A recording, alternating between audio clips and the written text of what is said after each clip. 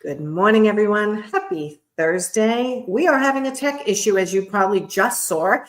It's flashing our video every once in a while, and for some reason, my Instagram's not going live either. Lesley, did yours go live?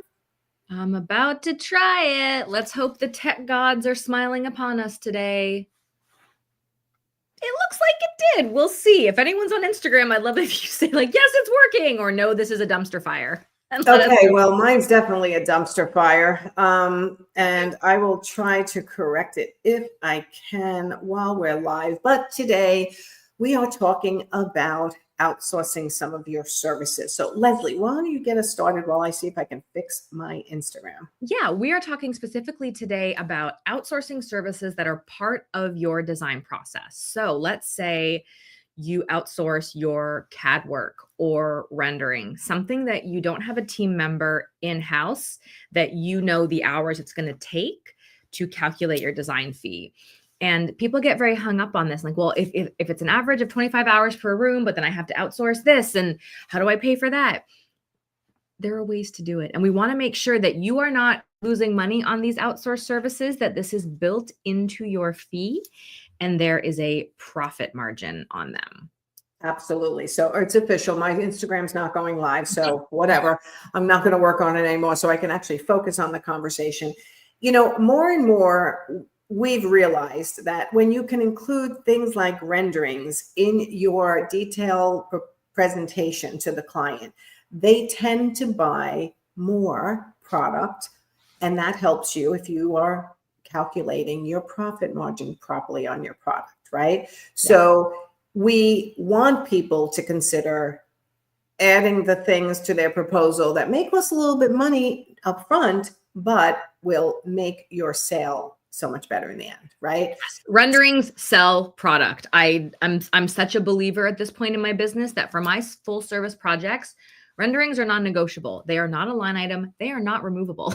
They are part of what we do when we are presenting a full service, full room design. So put renderings in and figure out how to charge them appropriately because they cost money. And you should not be eating that cost. That should not be coming off your bottom line. That needs to be built into your project pricing. So we teach the hybrid model. So I think everyone who watches us knows that I teach the hybrid model. So flat design fee, variable project management fee. And if you are calculating based on, let's say, a living room, and you're estimating about 25 hours of design time for a living room, which includes all your meetings, all your presentations, and up, one or two rounds of revisions, depending on what you do for your business. You also want to make sure you've got enough money in there for anything else you're paying for. So we've heard recently, well, do you charge clients for product samples? Where do you fit that in, right? And things like renderings, drawings. And yes, you should try to get that into your design fee. So you want to calculate your hours, but you also what you think you're going to need, even though you're not presenting your design fee hourly, you're presenting it as a flat fee. And you want to make sure there's enough in there to protect you with if you're doing renderings and samples and things like that. So it's cost of doing business, getting samples and getting it to the client. It's not something I want you to have a line item I think that doesn't feel good to your clients. No, I think it's tacky to invoice like we paid $12 for a sample. Like, and a lot of samples are free to us, but I still pay for samples from certain vendors. And I agree. I consider that a cost of doing business. And that's why I have enough margin in my hourly rate and in my package to make sure that I can cover that. Correct. Even though it's not part of our subject today, I'll even throw in credit card fees. Because we had that discussion in our Profit Insider, one of our academy groups the other day. Where do you put credit card fees? You absorb the damn credit card fees because you're a luxury service and you're not a gas station. It really bothers me, but I understand that people listen to a lot of different people, and some people like you should not be paying the credit card fees. You should be passing that along to the client. Yes, you are passing it along to the client by making sure your fees are high enough to absorb your cost of doing business, which includes samples and credit card fees. But we do want you to work in things like renderings into your price, because that can really get very high priced. And Yes. okay, so are you currently showing it as a line item on your invoices? Or are you including it in your design fee and burying it in there? Hail to the no, it is itemized out, because then people scrutinize it and say, well, if we take off the rendering, like, no. I don't need a rendering. I can visualize. Yeah. No, they cannot. So it's part of my flat design fee, full stop. But I want to talk about how to price it, because people get very hung up. It's like, well, the key is based on hours. And then I don't know how, like, my rendering artist just gives me X dollars for the rendering. So how do I add that into the key if it's by Well, tell everyone what the key is first for anyone new who might be watching. Great question. The key is the designer's ultimate pricing tool. It is our amazing pricing spreadsheet and custom GPT. So you can just talk to it now, that helps you price every single project. So that's something that if you're using the key GPT, it's even easier, because you can just say, hey, there's also renderings, and it's going to take my rendering artist 8 hours and they are X an hour. Or there's also going to be 2 renderings and they're costing me $500 each, and it can add it in there. But if you're using the spreadsheet, it's really not hard to just add a line item for renderings. We're finding a lot of designers doing that rather than trying to include it in their per room hours. They just add, there's a whole section for extra tasks or rooms, renderings. You know, say you're paying $1,000 for renderings, your hourly rate is $200. So that's 5 hours of your time at cost. I would probably put 8 hours in for renderings and give yourself a little bit of a buffer. Yes, because sometimes you need that extra cushion, because the client did make some changes that you have to go back to the renderer for. So don't expect to just, put a little cushion in everything. We're not talking furniture here. That's another whole, discussion about margins and markups, but put cushion in anything you're outsourcing during the design phase, so that you're protecting yourself. We all know there are times that a design job goes south, and there are sometimes mistakes that happen that you as a company have to cover. Yeah. It feels so much better when you've had some cushion in every little part of your proposal, every part of your pricing. So if that happens, you don't feel like you're taking out of your base profit that you expected. It's coming out of the extra you fed in there. Now, this is fair to your clients. We know we're having a tech issue, everyone. So, if we're going in and out, we know it. We don't know how to fix it. So we figured we'd go live anyway. But I want everyone to realize, as a business owner, you have to have cushion in many things that you bill your client to, in order to protect yourself from the ups and downs. That is not unfair to your client. It is perfectly fair, because when it comes time to fix something that went wrong, you'll be more apt to do it without the emotional drama that everybody feels when something happens, because you'll have extra money built in. Okay. So that's the way I look at it. As a business owner, you have to think of these things, right? You have to think you're not just worth what you're providing to the client into their face. You're also doing all that work in the background, and all the tech and systems that you need to support your business. So this is why we charge what we charge. Yep. Did I forget anything, Lesley? No, I just wanted to mention on top of that like, this is a flat fee that includes everything. You need to have that margin, because there is nothing worse in a high-end, high-touch luxury service than to be like, oh, by the way, here's an invoice for an extra $287 for these samples. Like, it feels so yucky, and it completely sours the experience. And you might not even think this is a big deal, but I want to bring this to your awareness, because this could be the difference between a client coming back, or a client referring you to a client being like, well, it was fine, but I just felt like, meh to the experience. Whereas you can present this flat fee, you've built in all of everything, like soup to nuts, all of your renderings, drawings, time, samples, whatever it is, it's in that flat fee. And then you can just say, client, here's the number. We've got you. We're taking care of you. Move on. What a gift to your clients to not have them worried about extra invoices coming in, or little nitpicky things, or feeling like, you're nickel and diming them for every last thing. This, like, you're not a gas station. You are a luxury interior designer. And interior design, even if you're, targeting like a mid-range client, this is still a luxury. Not everyone can hire or needs an interior designer. What we are doing, we are the icing on the cake. Nobody wants icing where you're like, oh, I need a little more sugar. Oh, I need a little more of this. You're just like, here, it's frosted and it's beautiful. Let's go. Right. I mean, it really is a psychology. It's a Yeah. psychology, right? Everyone has to think. If I was a luxury client, and maybe you are, maybe you are a luxury client and an interior designer, but not everybody is. You have to think, what do they want? They Yes. want everything being taken care of. They don't want that phone call that says you owe me 20 more bucks because I ordered some carpet samples or some paint samples or Bingo. tile samples. Really? Like, no, Yeah. right? So think like your client, provide smooth, very smooth, exemplary service, and make it easy for them, because the experience matters just as much as your pricing. Okay. That's huge, Nancy. Yeah.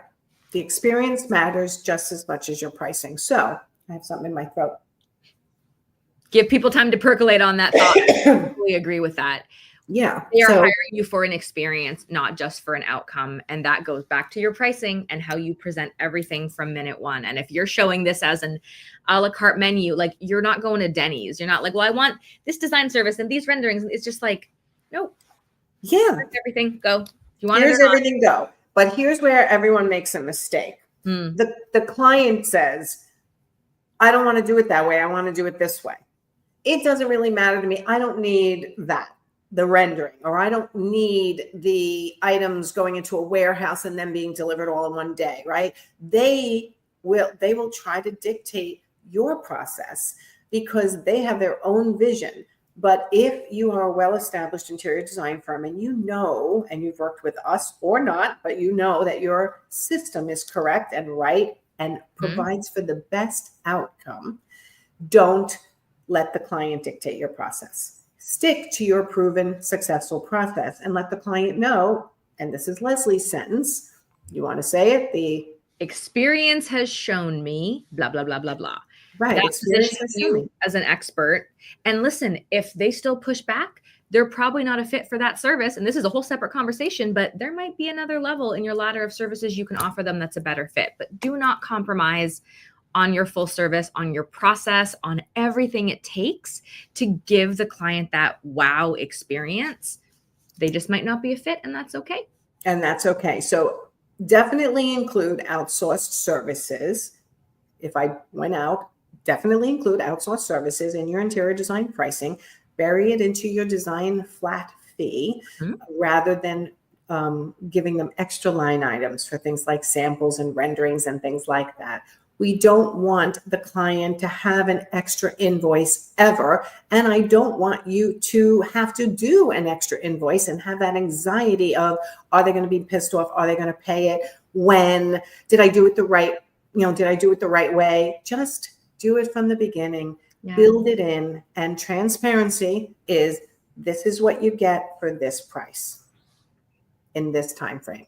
That's transparency. Okay. So if anyone is having trouble still pricing their interior design jobs, please go check out The Key, the designer's ultimate pricing tool that we created together, Lesley and I. It's a spreadsheet as a really great learning tool, a 1-hour video on exactly how I want you to price your jobs, the proven methods that Lesley and I have in our tremendous amount of years of experience.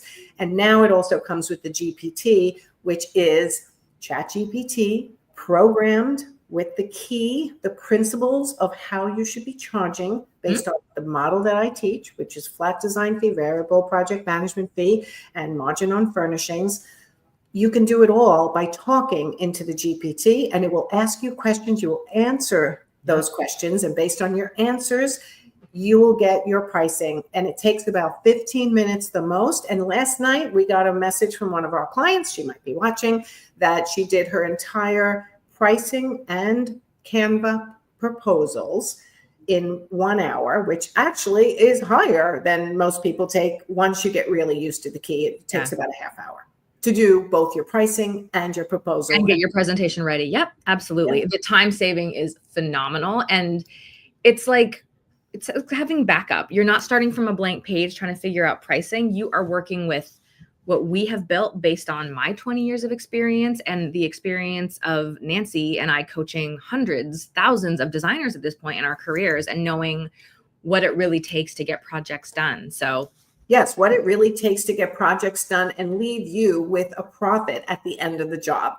not what it takes to get done and you're like, I didn't make any money on this job because I didn't price it right. So we teach you how to price it right with the key. We give you all the tools you need to price it right, and we give you all the tools you need to price it right quickly, along with templates for your proposals.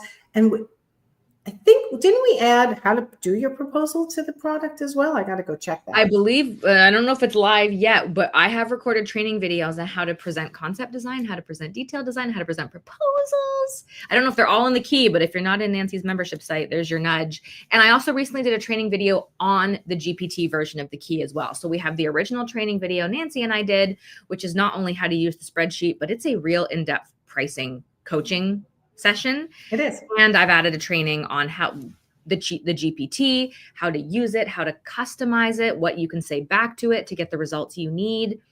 It's all there. Trust me, pricing is the biggest struggle, and we've taken that struggle away. So don't be freaking out about pricing. It can be simple. Check out the key. It's totally worth it. Check out the key. So, all right, if pricing is your issue, you've got the key. That's the last thing I'm going to say. Go click on the link, read all about it, see our videos. And if you have any questions about the key, just email it's still nancyganzikoffer.com for another 2 months, I think, until we get our new website up and running. Check out the key landing page, and it tells you all about it and tells you about some of the people who are currently using it. It's been a life changer. It's being talked about in a lot of spaces. So, all right, everyone, go have a great Thursday. Lesley and I will see you next Thursday. And don't forget, if you have a question that you would like Lesley and I to answer in the Interior Design Business Forum, which is my private Facebook group for interior designers, there's a link at the top where you can submit questions for Lesley and I to address and answer directly. So if you have a question, and we will change your name if you're self-conscious, and we always change the name anyway. All right, so we'll see you next time. Thanks, Lesley. Thanks, Nancy. Bye, everyone.